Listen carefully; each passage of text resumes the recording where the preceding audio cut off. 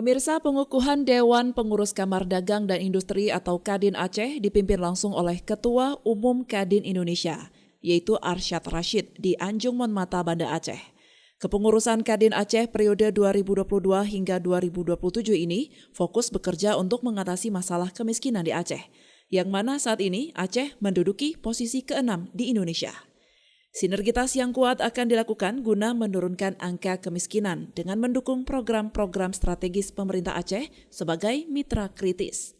Ketua Umum Kadin Indonesia Arsyad Rashid pada saat memberikan sambutan usai mengukuhkan kepengurusan Kadin Aceh periode 2022-2027 mengungkapkan sangat mendukung dan mengapresiasi kerja-kerja yang sudah dilakukan oleh Kadin Aceh. Di sinilah Kadin Aceh bagaimana bisa membantu program yang di Aceh dan kerjasama antara Kadin Aceh dan pemerintah provinsi dan juga kabupaten kota terus dijalankan. Kenapa? Kita ini dalam keadaan tantangan yang besar, jadi harus kita bekerja sama. Nah, penting sekali misalnya contoh-contoh program yang utama itu untuk UMKM.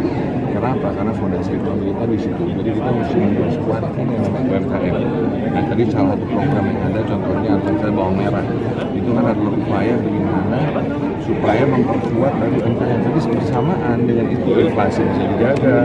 Lalu yang paling penting lagi adalah di mana kita menggunakan mengaplikasikan namanya inclusive closed-loop model ataupun apa yang saya katakan adalah ini ekonomi Pancasila. Ketua Umum Kadin Aceh terpilih, Muhammad Iqbal, juga meminta dukungan penuh kepada pemerintah Aceh. Serta Kadin Aceh juga mendukung upaya membuka investasi di Aceh dan menjadi fasilitator bagi para pengusaha yang berminat berinvestasi. Kita lebih fokus sekarang untuk sektor pertanian, terutama pangan, penyumbang inflasi terbesar di 9 bahan pokok ini.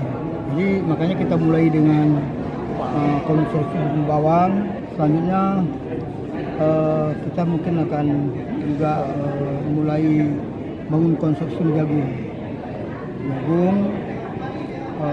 kemudian nantinya produk-produk pangan lainnya. Ini dapat mendapatkan hasil yang signifikan, ya. Karena ini kebutuhan pokok. Pasti kalau kebutuhan pokok ini pasar sudah menunggu. Usai pengukuhan, kegiatan dilanjutkan dengan penandatanganan MOU kerjasama antara Universitas Syah Kuala dengan Lembaga Wali Nanggro dan Kadin Aceh. Dari Banda Aceh, Lala Nurmala melaporkan untuk Puja TV Aceh.